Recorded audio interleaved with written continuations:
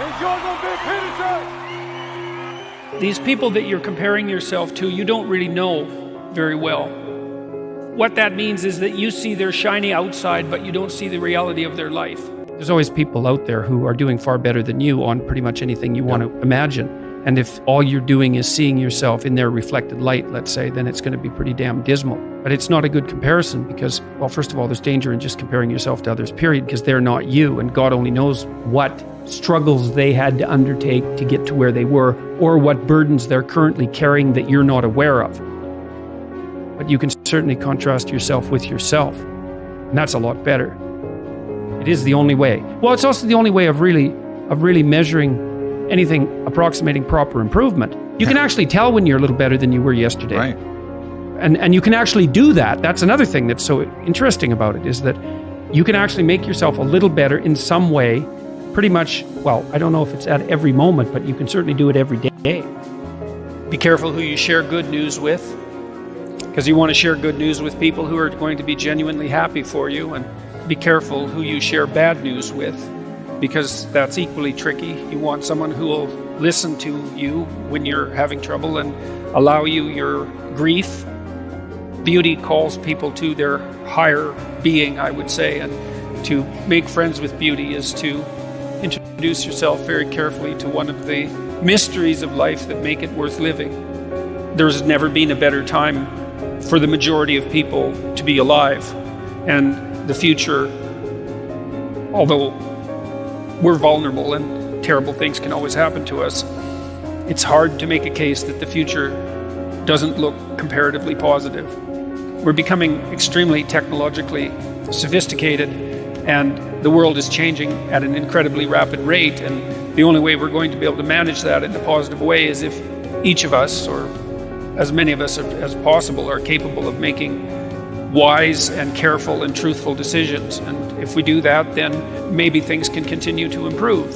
You don't get people to stand up on their own 2 feet and to adopt responsibility if everything is given to them. And that's a real conundrum.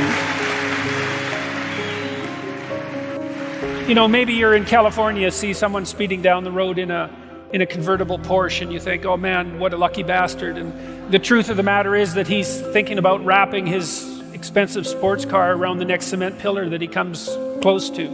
You know, you can't tell, and people have hard lives, and even people who are comparatively fortunate have hard lives. And the ideal that you're observing that makes you jealous and resentful is in large part an illusion that's created by your own mind. You have to be careful of what you're jealous of, because you don't really know what it is.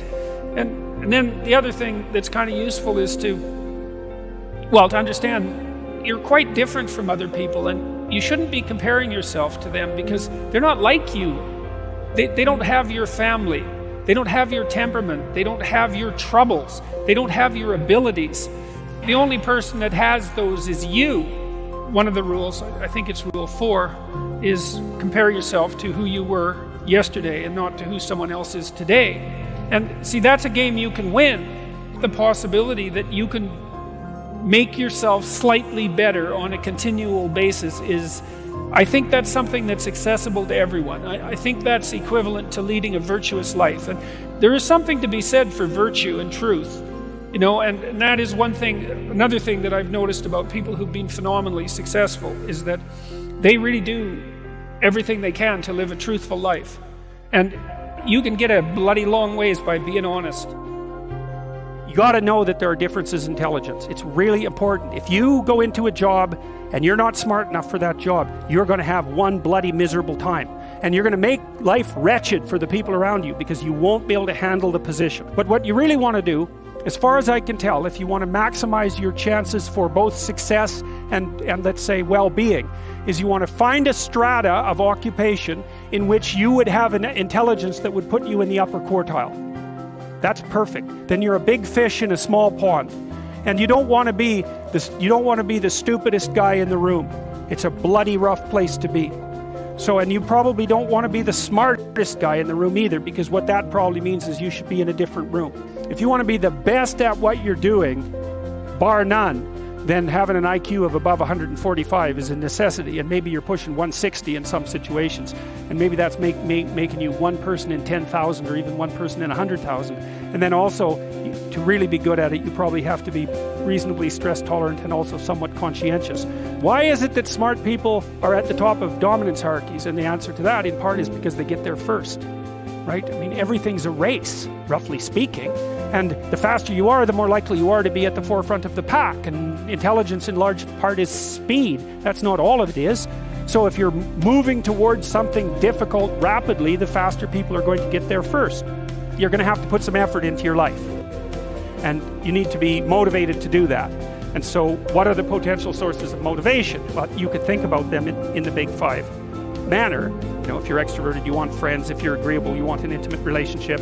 If you're disagreeable, you want to win competitions. If you're open, you want to engage in creative activity. If you're high in neuroticism, you want security. Okay, so those are all sources of potential motivation that you could draw on, that you could tailor to your own, your own personality.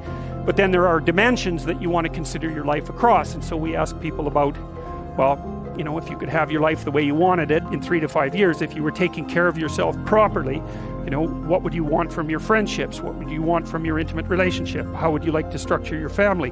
What do you want for your career? Well, how are you going to use your time outside of your job? And how are you going to regulate your mental and physical health, and maybe also your drug and alcohol use, because that's a good place to auger down. And that tangles in your incentive reward system. We talked about the dopaminergic incentive reward system, and that's the thing that keeps you moving forward. And the way it works is that it works better if it produces positive emotion when it can see you moving towards a valued goal. Okay, well, what's the implication of that? Better have a valued goal, because otherwise you can't get any positive motivation. Most creative people fail at producing their creative product and monetizing it, right? So your default position, if you're a creative person, is you're going to fail. And that's because it's hard to come up with something new, and it's hard to present it to the market at the right time, and it's hard to market it. Like, those things are really, really difficult. And so what successful entrepreneurs do is they just keep doing it over and over and over and over and over and over and over. And eventually, if they're fortunate, one of their ideas happens to hit the right place at the right time. Even if your idea is good, that doesn't mean it will be successful.